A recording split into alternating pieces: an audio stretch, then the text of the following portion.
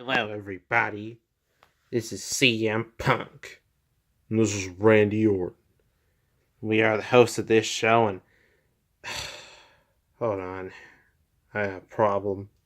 It's a problem, Punk. Why does this have to be our background? Mass Effect Andromeda? Well, it's the only thing I had. But really, this? The game that's been mocked and memed and destroyed an entire franchise and caused, BioWare to shut down? Yeah, that's great. Yeah, I mean, that's pretty bad timing. I mean, I heard the game itself isn't too bad, but the animations, the facial animations, the fact that it was never going to be as good as those original three really hurt it. And now it's only down to like $20. I mean, that's just abysmal. Yeah, shame. Well, I'm sorry, guys. Until I get more magazines, you're gonna have to stick with this. Fine. But we actually have discussion. Now, I know people are going to say, you've done too many of those. Well, this one is important. Yes, it's something that's been going on in games for too long. It's spreading across all of them. We are talking about microtransactions. Cue the music. Yeah. Great job on that.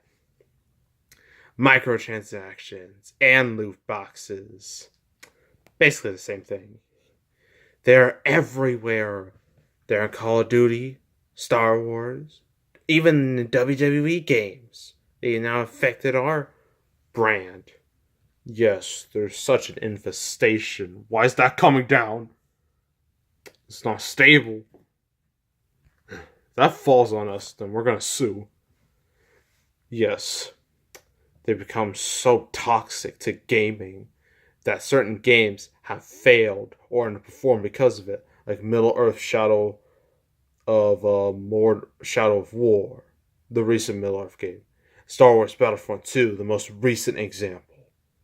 Yep, all of them underperformed because they did one stupid thing and just make players pay for more money than they. I lost my train of thought here. You know what?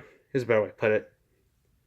Players already had to spend $60 on a game, but these low life and developers, these low life corporate people, want them to pay even more and more money, so they can, because they're greedy and they want as much profit as possible.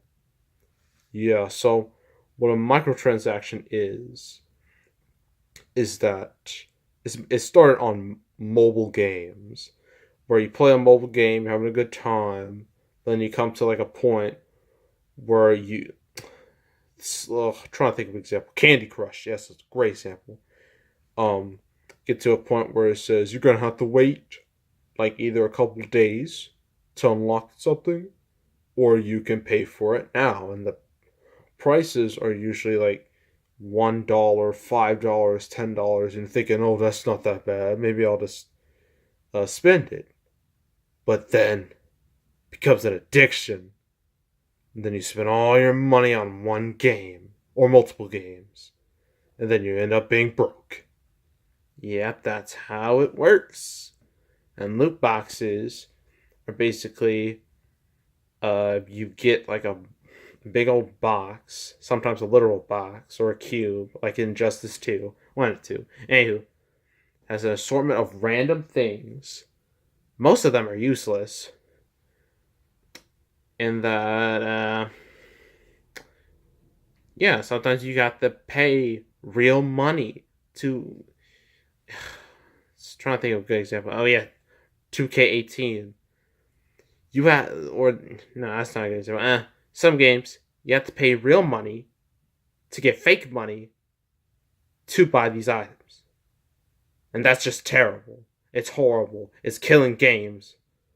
Whatever happened to the good old days where games could just be games, where you can just like pop a game in to a console and not have to worry about anything. Now you have to wait to install, which can take like half an hour, and then you have to get all these patches, which honestly isn't a bad thing because it's better to get an automatic patch than waiting for a later copy. Because no one likes that. But then you have to deal with these microtransactions and loot boxes and gambling. It's a disgrace. Yeah, it's a disgrace. And I'm glad now people are finally starting to get, onto it, because now Star Wars Battlefront 2, EA temporarily, keyword temporarily, removed microtransactions from that game. But we all know they're going to come back. They're going to come back when all the heat has died down. When everyone thinks it's okay, they're going to put them back in there again, and then nobody's going to care. Yep, because that's how the gaming business works. And I used to really love games, but now they're just become pay-to-win trash. It's a shame. I mean, when we were both younger, we had NES, SNES, Sega Genesis, Nintendo 64, Dreamcast, PlayStation. They didn't have this, but now we do. We're just gonna have to live with it. And I hate that they become so greedy. And I'm afraid if this continues, more backlash could happen, that we might end up being in a worse situation than the video game crash of 1983. Yeah, and that was mainly because no one knew what was, mainly because of a bunch of crappy games like E.T. and Pac-Man for the Atari 2600. Both of them were so trash, it killed the industry. Yeah, so hopefully it doesn't happen again. Hopefully someone with a right sense of mind realizes the problem, and then hopefully this whole thing will be solved. It probably won't, but we only hope. So make sure to subscribe, like this video, leave a comment, and we will see you next time, and we are out.